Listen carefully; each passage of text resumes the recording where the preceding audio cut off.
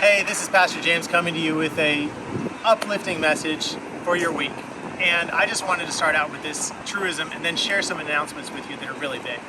The first is that moving forward is a lot of times harder than people make it out to be. I mean, we all know that we want to move forward, but do we really know how to move forward? Do we know what we need to do in order to move forward? Now, the question that I have to ask you right now is, what is it that's keeping you from moving forward? What's the thing that's holding you back as you're trying to move forward? What is the thing that has been keeping you back your whole life?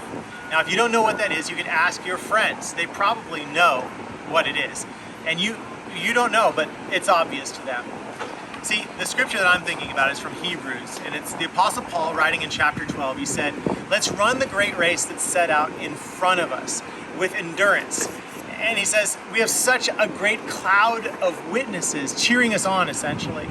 He said that we should throw off any extra baggage and we should get rid of the sin that trips us up and keep our eyes, it says, fix our eyes on Jesus, who's the perfecter of our faith.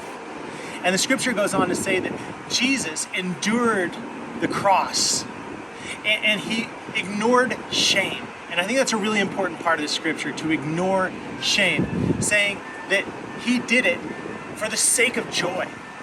Now, I love this scripture so much, but I think there's something that we can learn for today. And the thing that I want you to focus on in this is to focus on Jesus. Keep your eyes on Jesus. Now, in every sport that my kids play, every sport that involves a ball, they all know the real big lesson is keep your eye on the ball.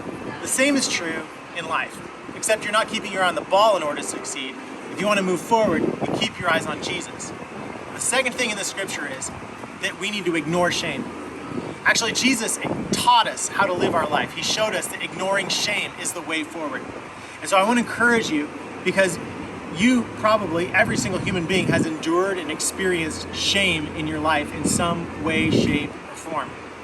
And that's the truth. The Bible actually says that before sin, in the Garden of Eden, people had no shame. They were actually naked, and they didn't know that they were naked. They weren't ashamed of it. And so my encouragement for you today is that by getting rid of shame, you're actually finding the way forward and following what Jesus did for us on the cross.